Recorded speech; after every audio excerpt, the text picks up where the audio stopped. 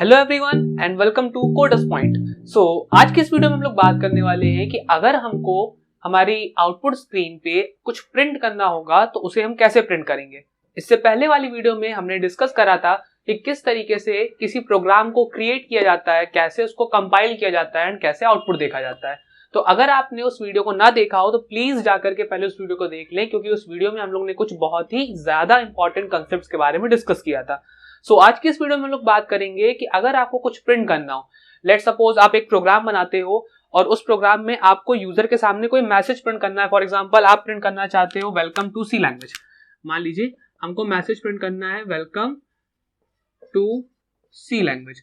अब ये मैसेज हम एक प्रोग्राम बनाना चाहते हैं सी लैंग्वेज में, जिसको यूज करके हम ये मैसेज प्रिंट करें। ठीक है, मतलब कि हमको एक प्रोग्राम बनाना है और उस प्रोग्राम में हम चाहते हैं क्या है कि ये मैसेज यूजर के सामने प्रिंट हो।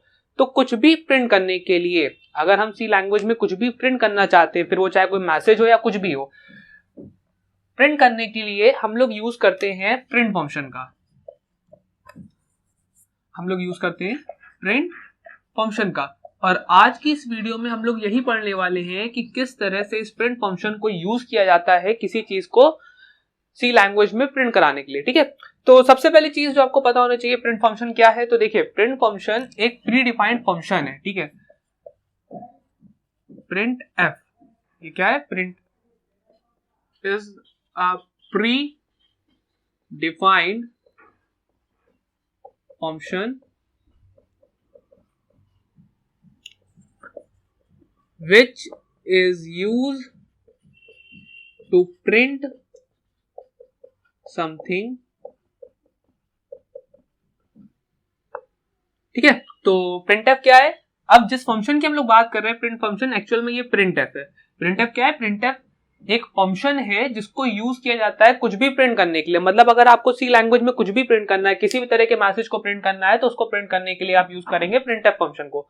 अभी जो printf फंक्शन है ये stdio.h नाम की हेडर फाइल का पार्ट है। ठीक है, इस नाम की हेडर फाइल होती है। जब हम सी लैंग्वेज में कोई भी प्रोग्राम लिखते हैं तो सबसे पहले ये हेडर फाइल इंक्लूड करते हैं। ऐसा मैंने लास्ट वीडियो में आपको ऑलरेडी बता रखा है। ठीक है, तो वंस अगेन अगर आपने वीडियो ना देखी हो तो प्लीज जाके पहले उसको देख लें, तो ये चीज आपको बहुत आसानी से समझ में आ जाएगी। ठीक है, तो हमने लास्ट वीडियो में पढ़ा था कि हमारे पास एक हेडर फाइल होती है और उस हेडर फाइल में बहुत सारे अलग अलग फंक्शंस होते हैं जिनको हम यूज करते हैं अलग अलग कामों को करने के लिए।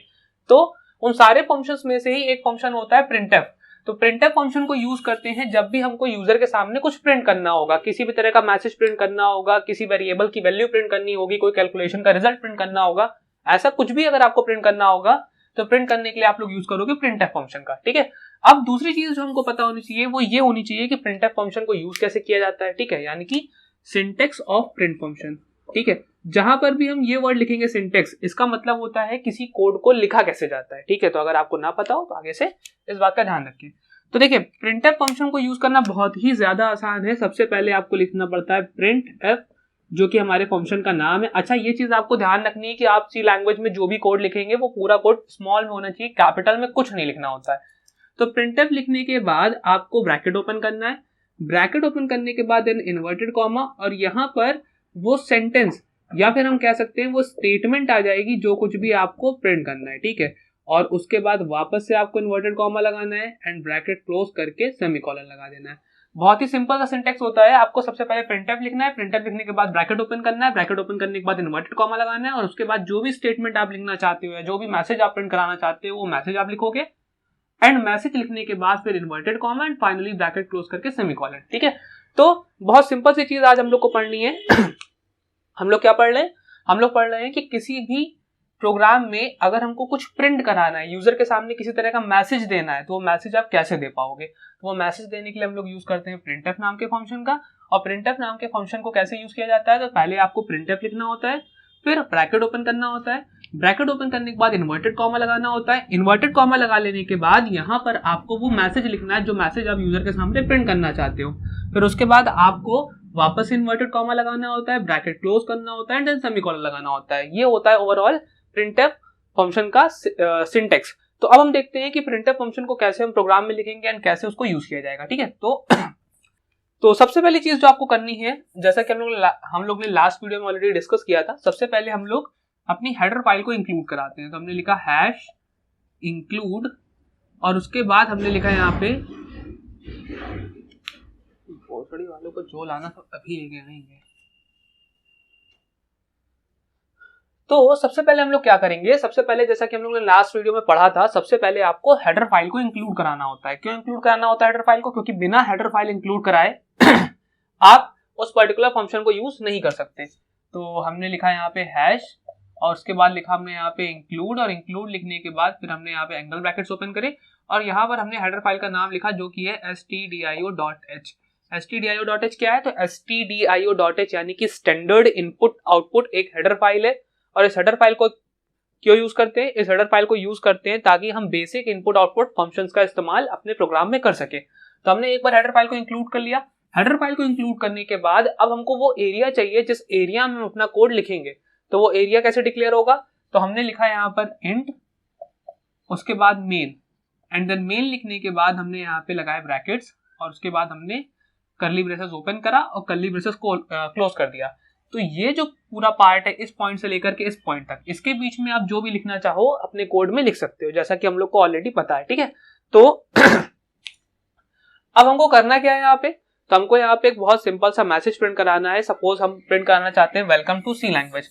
तो उस मैसेज को प्रिंट कराने के लिए हमको जस्ट क्या करना है, हमने इस इंट मेन के बीच में आ जाना है और यहाँ पे लिखना है प्रिंट, और प्रिंट के बाद प्रिंट एफ और उसके बाद ब्रैकेट ओपन करना है, फिर इन्वर्टेड कॉमा लगाना है। देखिए ये कॉमा नहीं है, ये इन्वर्टेड कॉमा है, इस बात का आपको ध्यान रखना है। ठीक है, देन उसके बाद आप जो भी मैसेज देना चाहते हो, तो हम देना चाहते हैं यहाँ पे वेलकम टू सी लैंग्वेज। ठीक है, हमने यहाँ लिखा वेलकम टू सी लैंग्वेज, और वेलकम टू सी लैंग्वेज लिखने के बाद वापस से जैसे आपने यहाँ पे इन्वर्टेड कॉमा ओपन करा है वैसे ही आपको इन्वर्टेड कॉमा क्लोज करना होता है। तो आप क्या करोगे, यहाँ पर आकर के इन्वर्टेड कॉमा क्लोज, फिर उसके बाद फाइनली ब्रैकेट क्लोज और उसके बाद फिर सेमीकोलन। ठीक है, आपको इस बात का ध्यान रखना है कि आप इस स्टेटमेंट को ऐसे ही लिखो।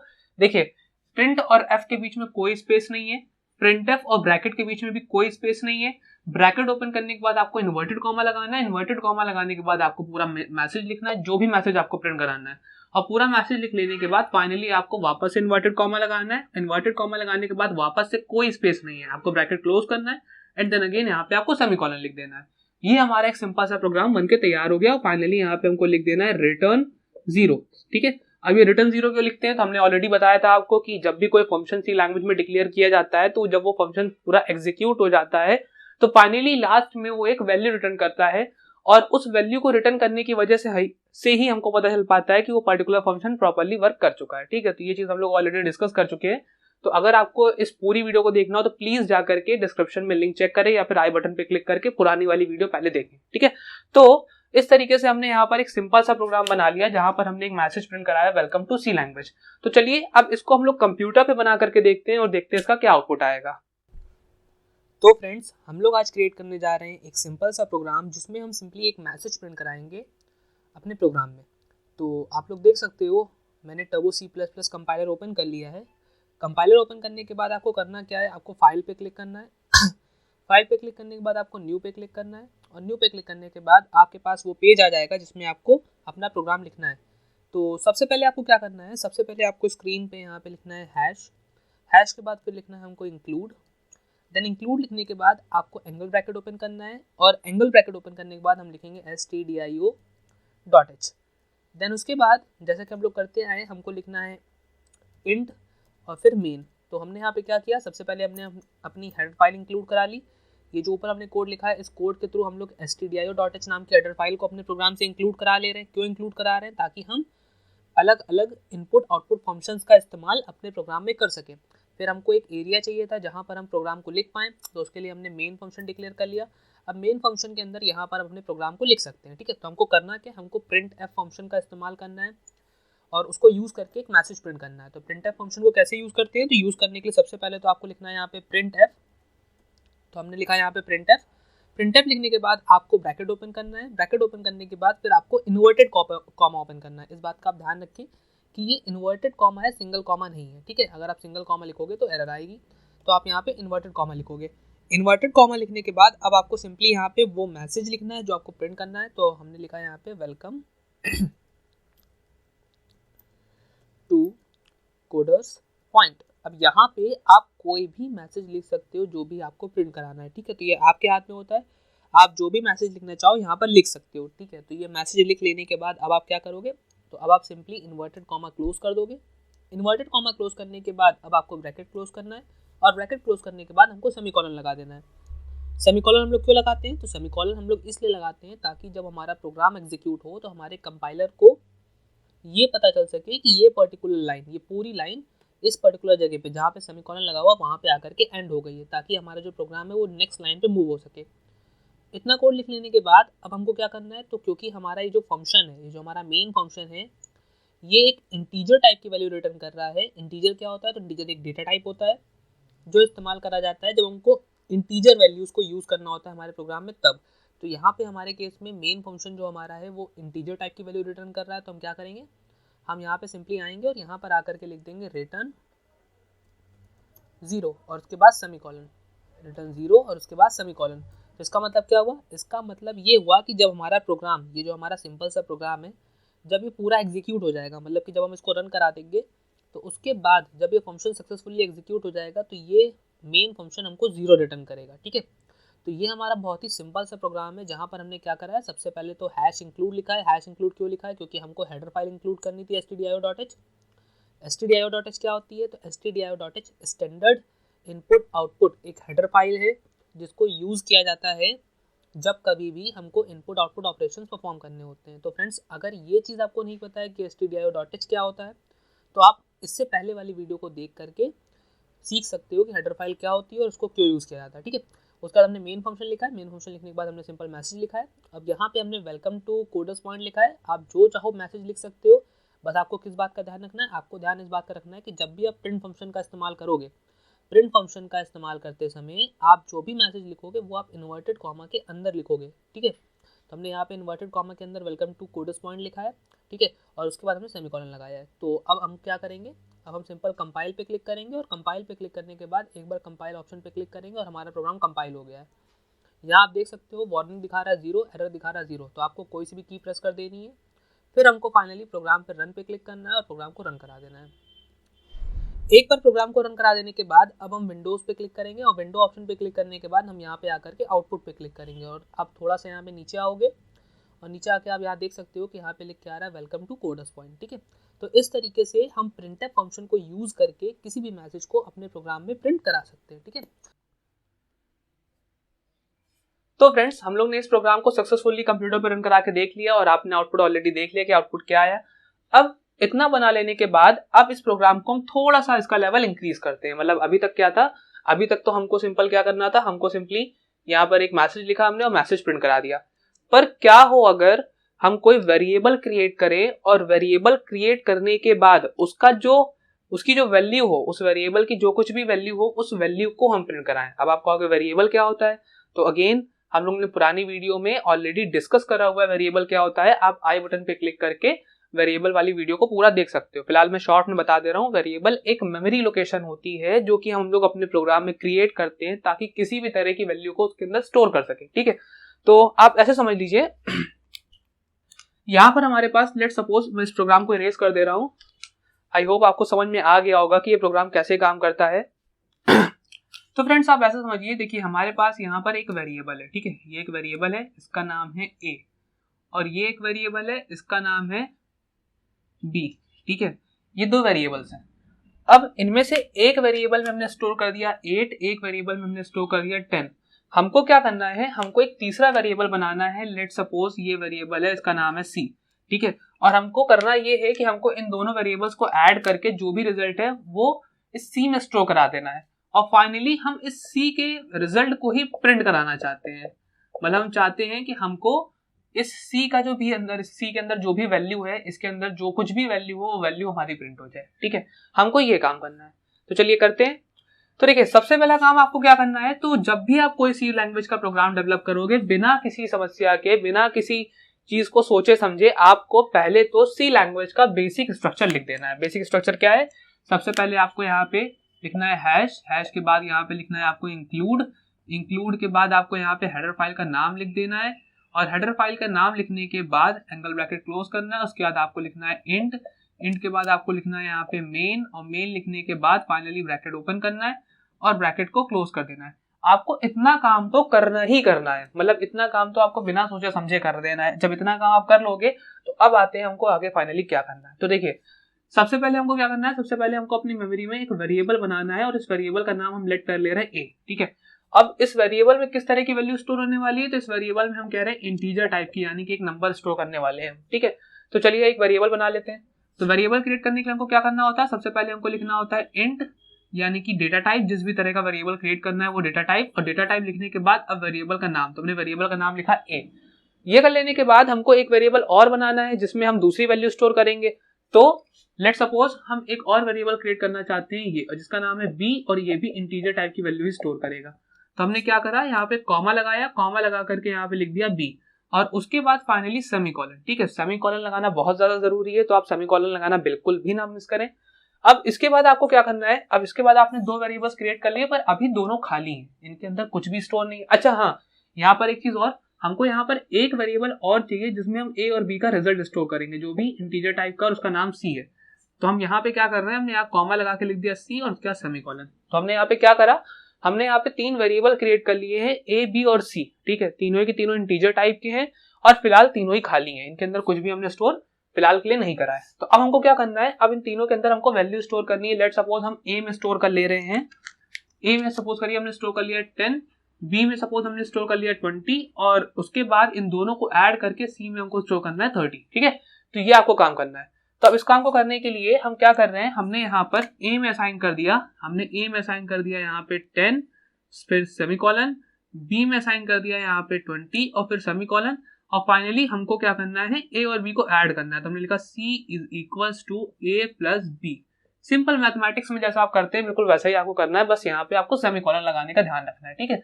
तो आपने क्या करा, आपने फाइनली ए और बी में दो वैल्यू स्टोर कराई, और दोनों वैल्यू को स्टोर कराने के बाद सी में उसको ऐड करके स्टोर करा दिया। अब यहां तक हो जाने के बाद अब आपको एक बहुत ही इंपॉर्टेंट काम करना है, और वो ये है कि आपको इस रिजल्ट को प्रिंट कराना है, ठीक है। तो इस रिजल्ट को प्रिंट कराने से पहले आपको एक बात अच्छे से पता होनी चाहिए, जो कि होता है फॉर्मेट स्पेसिफायर, ठीक है। और फॉर्मेट स्पेसिफायर क्या होता है, तो मैं इस स्क्रीन को, इस बोर्ड को दो पार्ट में डिवाइड कर दे रहा हूं, ठीक है। अब इधर हम लोग जानेंगे कि फॉर्मेट स्पेसिफायर क्या होता है। तो पहले एक बार हम इसको जान लेंगे, उसके बाद हम लोग वापस आएंगे। फॉर्मेट स्पेसिफायर, तो सबसे पहले फॉर्मेट स्पेसिफायर की डेफिनेशन की बात कर लेते हैं। तो पहले आप इसको डेफिनेशन को देख लीजिए, देन उसके बाद हम लोग बात करेंगे कि उसका यहाँ पर क्या यूज है। तो फ्रेंड्स, जैसा कि आप लोग देख सकते हो स्क्रीन पे, यहाँ पे लिखा हुआ है फॉर्मेट स्पेसिफायर क्या होता है। Format specifier are used in C for input and output purpose. Using this concept, compiler will understand that what type of data is in a variable during input and output. इसको आसान भाषा में अगर हम आपको समझाएं तो फॉर्मेट स्पेसिफायर की वजह से कंपाइलर को ये पता चल पाता है कि किस तरह की वैल्यू उसको प्रिंट करनी है, या फिर किस तरह की वैल्यू उसको यूजर से इनपुट लेकर के वेरिएबल में स्टोर करनी है, ठीक है।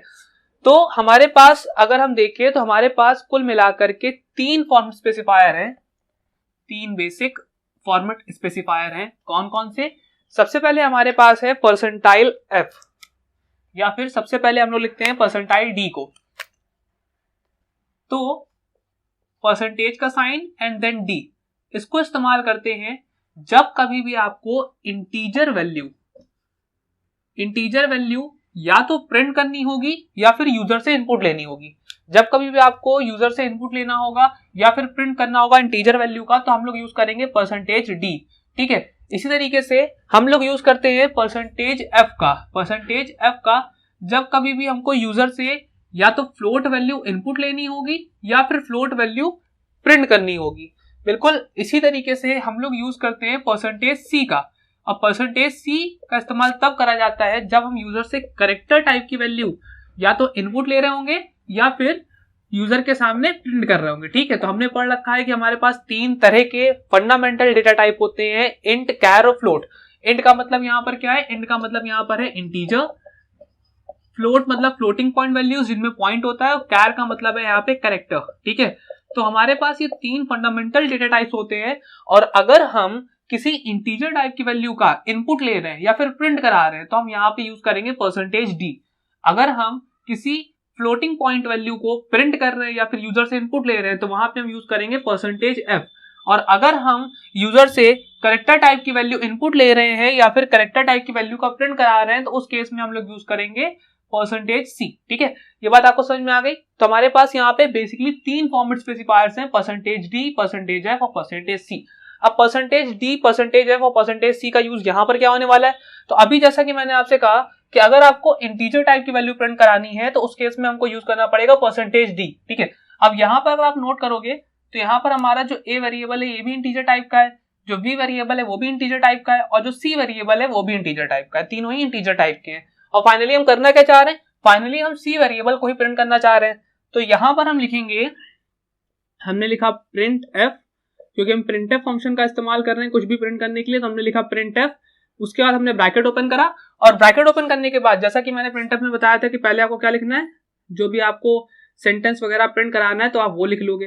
तो आपने यहाँ पे लिख लिया, आपने लिखा यहाँ पे आंसर इज। अब अभी क्या है, अगर मैं इसको अभी इन्वर्टेड कॉमा लगा करके कुछ इस तरीके से लिख दूं तो यहां पर सिर्फ आंसर इज प्रिंट होगा, सिर्फ आंसर इज, ये सी वेरिएबल प्रिंट नहीं होगा। हमको सी वेरिएबल भी प्रिंट करना है तो उसके लिए हमको क्या करना पड़ेगा, उसके लिए हमको लिखना पड़ेगा पहले तो आंसर, पहले आप यहाँ पे printf लिखोगे, फिर ब्रैकेट ओपन करोगे और ब्रैकेट ओपन करने के बाद फिर आप यहाँ क्या करोगे, फिर आप यहाँ पे इन्वर्टेड कॉमा लगाओगे, फिर आपने लिखा आंसर इज। और उसके बाद अब आपको ये बताना पड़ेगा, मतलब अगर आप c की वैल्यू प्रिंट करना चाहते हो, यहाँ पर हम क्या चाहते हैं, यहाँ पे हम चाहते हैं कि c की वैल्यू भी प्रिंट हो। तो c की वैल्यू प्रिंट करने के लिए आपको कंपाइलर को बताना पड़ेगा कि भैया हम इंटीजर टाइप की वैल्यू प्रिंट कराना चाहते हैं। तो उसके लिए आपको यहाँ लिखना पड़ेगा %d। क्या लिखना पड़ेगा, %d। %d यहाँ पे क्यों लिखा है, %d यहाँ पे ये इसलिए लिखा है क्योंकि हम इस प्रोग्राम के थ्रू एक इंटीजर टाइप की वैल्यू को प्रिंट कराना चाहते हैं। अब %d लिख देने से सिर्फ हमारा काम नहीं बनेगा, आपको ये भी बताना पड़ेगा कि जो ये इंटीजर टाइप की वैल्यू वो कहां पर है। तो इन्वर्टेड कॉमा के बाहर आपने लगाया यहाँ पे कॉमा, और कॉमा लगाने के बाद आपने यहाँ पे लिखा c, फिर ब्रैकेट क्लोज किया और फिर सेमीकोलन। अब इसका क्या मतलब हुआ, तो इसका मतलब ये हुआ कि हम पहले तो ये मैसेज प्रिंट करा रहे हैं आंसर इज मैसेज प्रिंट कराने के बाद फिर हमने यहाँ पे लिखा %d, और %d क्या है, %d फॉर्मेट स्पेसिफायर है। और ये फॉर्मेट स्पेसिफायर यहाँ क्या कर रहा है, फॉर्मेट स्पेसिफायर यहाँ पर इसलिए लिखा गया है क्योंकि हम c को इस जगह पर प्रिंट कराना चाहते हैं, और c को हम यहाँ पर तभी प्रिंट करा पाएंगे जब हम यहाँ पर बताएंगे अपने कंपाइलर को कि हमको एक इंटीजर टाइप की वैल्यू प्रिंट करानी है। अब यहाँ पर आपने %d लिख लिया, इसका मतलब है कि आप एक इंटीजर टाइप की वैल्यू यूजर के सामने प्रिंट कराने वाले हो। पर अगली दिक्कत क्या थी, अगली दिक्कत ये है कि आपको बताना पड़ेगा कि वो इंटीजर टाइप की वैल्यू किस वेरिएबल में है, इसलिए आपने यहाँ पे कॉमा लगाया, और कॉमा लगाने के बाद आपने यहाँ पर c लिखा, मतलब कि c वेरिएबल के अंदर जो इंटीजर टाइप की वैल्यू है उसको यहाँ पर प्रिंट करा दो। c वेरिएबल के अंदर जो इंटीजर टाइप की वैल्यू है उसको इस जगह पर जहां पर %d लिखा हुआ है वहां पर प्रिंट करा दो। तो इसका आउटपुट जब आप देखोगे तो इसका आउटपुट कुछ मिलेगा आपको,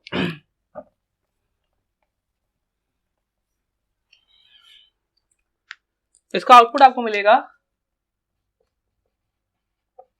आंसर इज, और c की वैल्यू क्या है 30, आपको इसका आउटपुट मिलेगा आंसर इज 30। ठीक है, और फाइनली आपको यहाँ पर लिखना पड़ेगा रिटर्न 0। तो रिटर्न 0 क्यों लिख रहे हैं, रिटर्न 0 इसलिए लिख रहे हैं क्योंकि हमारा जो पूरा ये फंक्शन है ये जब एग्जीक्यूट हो जाएगा, फंक्शन कहाँ है, यहाँ से लेकर के यहाँ तक, ये जो पूरा फंक्शन है जब ये एग्जीक्यूट हो जाएगा तो हमारा जो मेन फंक्शन है वो 0 रिटर्न करेगा। ठीक है, अब एक बार फिर से देख लेते हैं पूरा प्रोग्राम। ठीक है, तो सबसे पहले हमने क्या करा, सबसे पहले हमने यहाँ पर अपनी हेडर फाइल को इंक्लूड कराया, stdio.h को क्यों इंक्लूड कराया, क्योंकि हम printf फंक्शन को यूज करना चाहते हैं। और printf फंक्शन को आप कब यूज कर पाओगे, जब आप इस हेडर फाइल को इंक्लूड करा लोगे अपने फंक्शन में, जो कि हमने ऊपर करा लिया। हेडर फाइल को इंक्लूड करने के बाद फिर आपने इंट मेन नाम का एक फंक्शन बनाया। अब ये फंक्शन क्यों बनाया, ये फंक्शन इसलिए बनाया क्योंकि आप अपने प्रोग्राम को लिखना चाहते हो, और प्रोग्राम को लिखने के लिए जगह जो होती है वो कौन क्रिएट करता है, मेन फंक्शन। इसलिए आपने यहाँ पे मेन फंक्शन बनाया। मेन फंक्शन बनाने के बाद इस पॉइंट से लेकर के इस पॉइंट तक आपको एक जगह मिल गई जहां पर आप जो प्रोग्राम चाहो लिख सकते हो। ठीक है, तो आपने ये जगह बना ली। फिर उसके बाद आपने 3 वेरिएबल डिक्लेयर करे, एक वेरिएबल का नाम आपका a है, एक वेरिएबल का नाम आपका b है, और एक वेरिएबल का नाम आपका c है। ये देखिए इंटीजर टाइप के 3 वेरिएबल a, b और c। अब ये तीनों वेरिएबल यहाँ तक खाली है, पर उसके बाद हमने a के अंदर 10 स्टोर कराया, b के अंदर हमने 20 स्टोर कराया, और c के अंदर a और b को ऐड करा करके स्टोर कराया, यानी कि 30 स्टोर करा दिया। ठीक है, यहाँ तक बात क्लियर हो गई। यहाँ तक हमने क्या करा, 3 वेरिएबल डिक्लेयर कराए और उनके अंदर 3 वैल्यू स्टोर करा के उनको सम करा करके रख लिया। अब फाइनली आपको सी वेरिएबल को प्रिंट कराना है, मतलब कि आप चाहते हो कि आपके सामने आउटपुट आए आंसर इज 30, और 30 क्या है, 30 है सी वैल्यू, मतलब सी वेरिएबल की जो वैल्यू है वो है 30। तो आपने प्रिंटफ लिखा, क्योंकि प्रिंटफ फंक्शन का इस्तेमाल हम क्यों करते हैं, प्रिंटफ फंक्शन का इस्तेमाल करते हैं जब हमको यूजर के सामने कोई वैल्यू प्रिंट करनी होती है। तो हमको यहाँ पर भी वैल्यू प्रिंट करनी थी, इसलिए हमने यहाँ पे प्रिंटफ फंक्शन को यूज किया। फिर उसके बाद प्रिंटफ फंक्शन लिखने के बाद आपने ब्रैकेट ओपन करा, ब्रैकेट ओपन करने के बाद यहाँ पर आपने इन्वर्टेड कॉमा लगाया, ठीक है। इन्वर्टेड कॉमा लगाने के बाद फाइनली आपने यहाँ पे लिखा आंसर इज, और आंसर इज स्टेटमेंट लिखने के बाद अब आपको एक इंटीजर टाइप की वैल्यू प्रिंट करानी थी जो कि सी है। और फॉर्मेट स्पेसिफायर, अभी हमने पढ़ा है कि फॉर्मेट स्पेसिफायर का इस्तेमाल हम क्यों करते हैं, तो फॉर्मेट स्पेसिफायर को इस्तेमाल हम तब करते हैं जब हमको किसी भी वेरिएबल की वैल्यू को प्रिंट कराना होता है। अब अगर आपको इंटीजर टाइप की वैल्यू प्रिंट करानी है तो आप यूज करोगे %d, अगर आपको फ्लोट टाइप की वैल्यू प्रिंट करानी है तो आप यूज करोगे %f, और अगर आपको कैरेक्टर टाइप की वैल्यू प्रिंट करानी है तो आप यूज करोगे %c, ठीक है। तो हमको फिलहाल यहाँ पे इंटीजर टाइप की वैल्यू प्रिंट करानी थी, तो हमने यहाँ लिखा %d। अब ये लिख देने के बाद हमने इन्वर्टेड कॉमा क्लोज कर दिया, यहां से लेकर के यहाँ तक काम खत्म। यहाँ पे इन्वर्टेड कॉमा ओपन किया था, यहाँ पे इन्वर्टेड कॉमा क्लोज कर दिया, ठीक है, यहाँ तक काम खत्म हो गया। पर दिक्कत ये है कि यहाँ पर आपने सिर्फ ये बताया है कि आपको एक इंटीजर टाइप की वैल्यू प्रिंट करानी है, आपने ये नहीं बताया है कि ये इंटीजर टाइप की वैल्यू आएगी कहाँ से। तो आपने यहाँ पे कॉमा लगा करके, इन्वर्टेड कॉमा के बाद हमने लिखा है, इन्वर्टेड कॉमा के बाद आपने कॉमा लगाया, और कॉमा लगाने के बाद आपने यहाँ पे सी लिख दिया, मतलब कि सी के अंदर जो इंटीजर टाइप की वैल्यू है, सी के अंदर जो इंटीजर टाइप की वैल्यू है वो यहाँ पे प्रिंट हो जाएगी, और हमारा आंसर क्या आया, आंसर इज 30। अब अगर हम यहाँ पर आकर के सी को हटा करके यहाँ पे ए लिख दें तो इसका मतलब है कि ए के अंदर जो वैल्यू है वो यहाँ प्रिंट हो जाएगी, तो आंसर चेंज होकर के क्या हो जाएगा, आंसर चेंज होकर के 10 हो जाएगा। अगर हम यहाँ पे हटा करके सिर्फ बी लिख दें तो यहाँ क्या हो जाएगा, आंसर चेंज होकर के क्या हो जाएगा, आंसर चेंज होकर 20 हो जाएगा। अगर मान लो हम सिर्फ और सिर्फ आंसर देना चाहते हैं, मतलब हम नहीं चाहते कि पूरा आंसर इस लिख कर आए, हम चाहते हैं सिर्फ 30 लिख करके आए, तो उस केस में आपको ये पूरा स्टेटमेंट लिखने की कोई जरूरत नहीं है।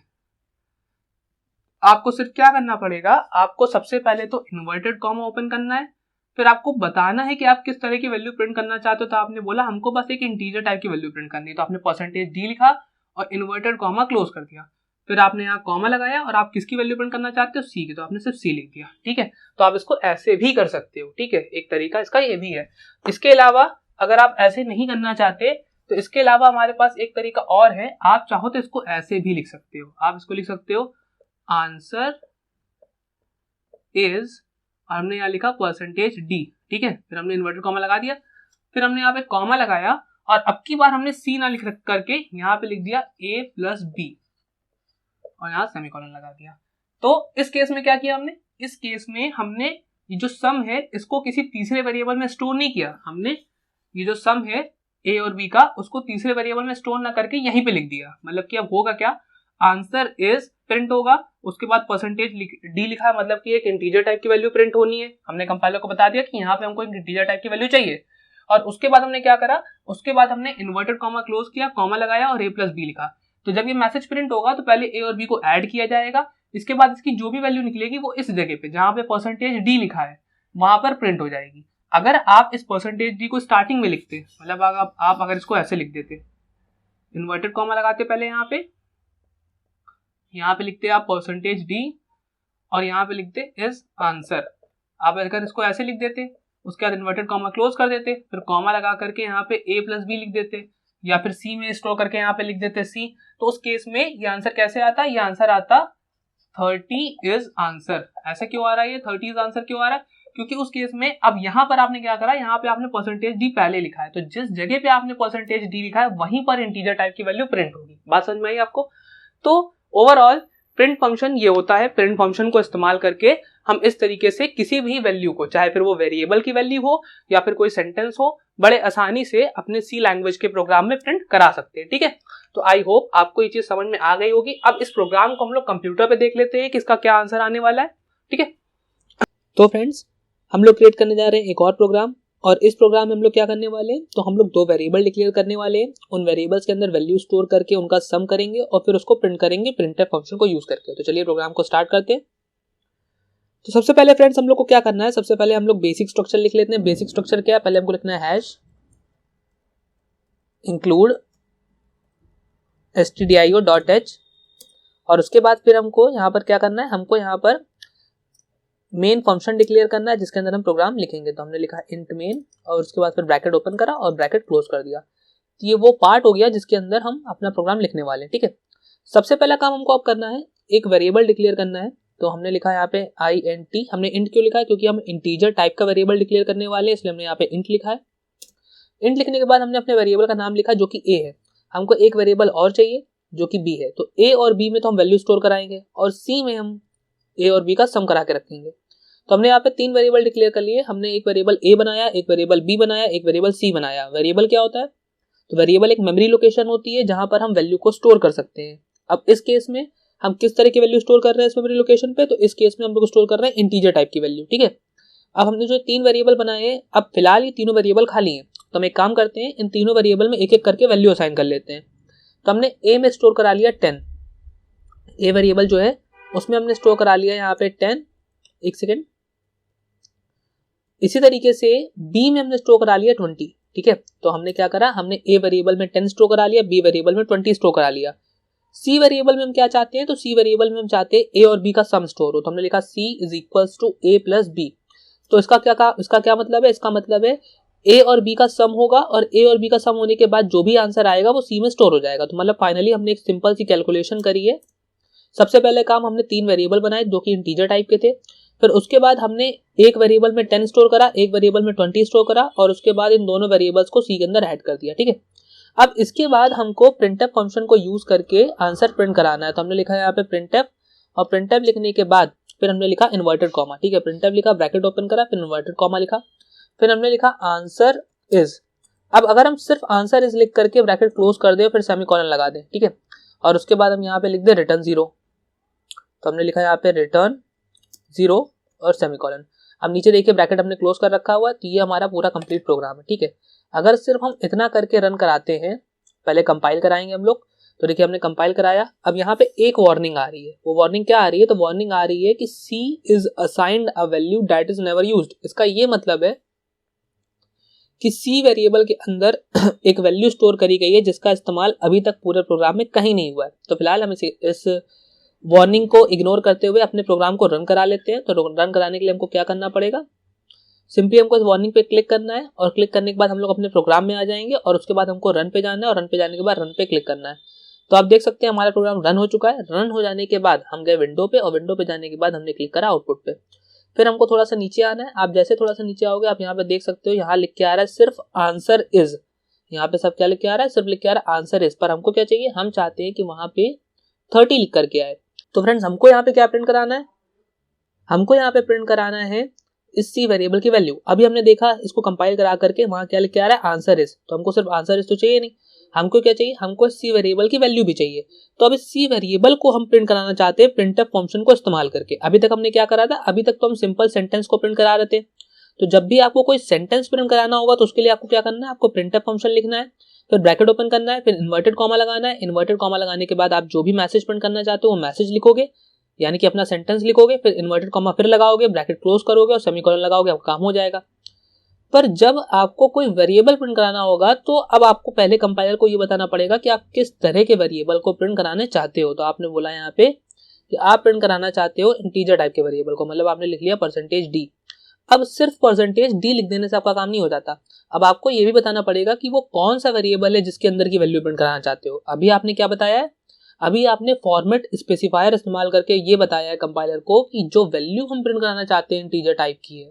अभी ये नहीं बताया कि वो वैल्यू किस वेरिएबल की है।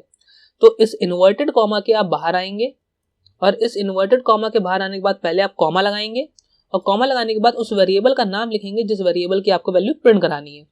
इतना कर देने के बाद फिर आप वापस से कंपाइल पे जाएंगे, अपने प्रोग्राम को कंपाइल करेंगे। देखिए कोई एरर नहीं आ रही, कोई वार्निंग नहीं आ रही, आपको जस्ट कोई भी बटन प्रेस कर देना है, फिर आप रन पे जाओगे और फाइनली अपने प्रोग्राम को रन कराना है। इसके बाद आप वापस से विंडो पे जाइए और विंडो पे जाने के बाद यहाँ से आउटपुट पे आइए।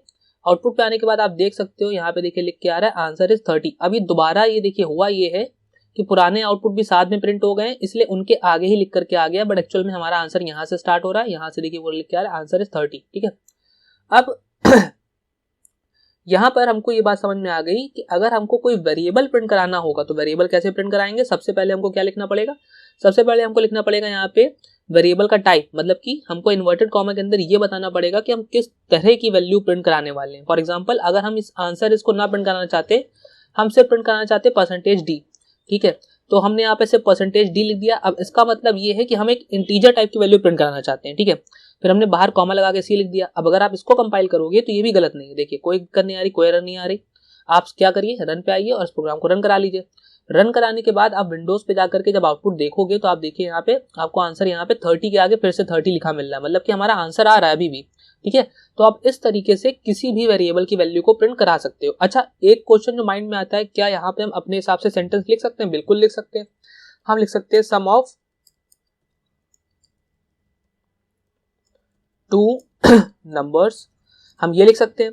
अब इसके बाद अगर हम इसको कंपाइल करेंगे तो कोई दिक्कत नहीं, ये भी ठीक है। ठीक है, कंपाइल करने के बाद आप क्या करेंगे, रन पे आएंगे और रन पे आने के बाद रन पे क्लिक करेंगे। ठीक है, और यहाँ पे आएंगे हम विंडोज पे क्लिक करेंगे और आउटपुट पे क्लिक करेंगे। आउटपुट पे क्लिक करने के बाद आप यहाँ देख सकते हो लिख के आ रहा है सम ऑफ 2 नंबर और आगे आ रहा है 30। ठीक है, तो मतलब इसका ये है कि आप मैसेज को अपने हिसाब से मॉडिफाई कर सकते हो, ये आप पे डिपेंड करता है। बस आपको एक बात का ध्यान रखना है, जब भी आप किसी इंटीजर टाइप की वैल्यू प्रिंट कराओगे तो आप यहाँ पे %d लिखोगे, जब भी आप किसी कैरेक्टर टाइप की वैल्यू प्रिंट कराओगे तो यहाँ पे %c लिखोगे, और जब भी कोई फ्लोट टाइप की वैल्यू प्रिंट कराओगे तो %f लिखोगे। ये होता क्या है, तो ये फॉर्मेट स्पेसिफायर होता है जो ये बताता है आपके प्रोग्राम को, आपके कंपाइलर को, कि आप printf फंक्शन के थ्रू किस पर्टिकुलर टाइप की वैल्यू को प्रिंट कराना चाहते हो। ठीक है फ्रेंड्स, तो आई होप आपको ये प्रोग्राम समझ में आ गया होगा। एक बार आप फिर से देख लीजिए, ये हमारा कंप्लीट प्रोग्राम है। एक सेकेंड, तो ये हमारा आप देख सकते हो ये कंप्लीट प्रोग्राम है हमारा। सबसे पहले हमने क्या करा, सबसे पहले हमने देखिए यहाँ पे हेडर फाइल इंक्लूड कराई। हेडर फाइल इंक्लूड करने के बाद हमने मेन फंक्शन डिक्लेयर करा। मेन फंक्शन डिक्लेयर करने के बाद फिर हमने यहाँ पे 3 वेरिएबल बनाए, a, b और c। फिर a के अंदर हमने 10 असाइन करा, b के अंदर हमने 20 असाइन किया और c के अंदर हमने a और b को ऐड करके स्टोर कर दिया। फिर printf फंक्शन को इस्तेमाल करके हमने पहले मैसेज दिया, हमने लिखा सम ऑफ 2 नंबर्स। फिर उसके बाद हमने यहाँ पे %d लिखा। %d क्यों लिखा, क्योंकि हम अपने कंपाइलर को ये बताना चाहते थे कि हम यहाँ पर एक इंटीजर टाइप की वैल्यू प्रिंट कराना चाहते हैं। अब वो इंटीजर टाइप की वैल्यू किस वेरिएबल की थी, तो हमने कॉमा लगा करके c लिख दिया, मतलब कि ये इंटीजर टाइप की वैल्यू c वेरिएबल की थी। उसके बाद हमने फाइनली लास्ट में लिख दिया रिटर्न 0। रिटर्न 0 क्यों लिखा, क्योंकि जो हमारा ये मेन फंक्शन है ये इंटीजर टाइप की वैल्यू रिटर्न करेगा। और ये हो गया हमारा कंप्लीट प्रोग्राम 2 नंबर्स को ऐड करने का। तो आई होप आपको ये बात समझ में आ गई होगी। तो फ्रेंड्स, ये थी आज की वीडियो और हम लोग ने आज कंप्लीटली डिस्कस कर लिया printf फंक्शन क्या होता है और उसको कैसे यूज करते हैं। अब आगे आने वाली वीडियो में हम लोग 2-3 printf फंक्शंस के प्रोग्राम को डेवलप करेंगे और देखेंगे कि printf फंक्शन को प्रॉपर्ली कैसे लिखा जाता है और printf फंक्शन को अलग अलग जगहों पे कैसे यूज किया जाता है। तो अगर आपको वीडियो पसंद आई हो तो हमारे चैनल को प्लीज सब्सक्राइब करें, वीडियो को लाइक करें और साथ ही साथ डिस्क्रिप्शन में जाकर के प्लेलिस्ट के लिंक पे क्लिक करके प्लेलिस्ट को जरूर ज्वाइन कर लें ताकि सारी वीडियोस आपको मिल सके। तो मिलते हैं नेक्स्ट वीडियो में। Thank you very much.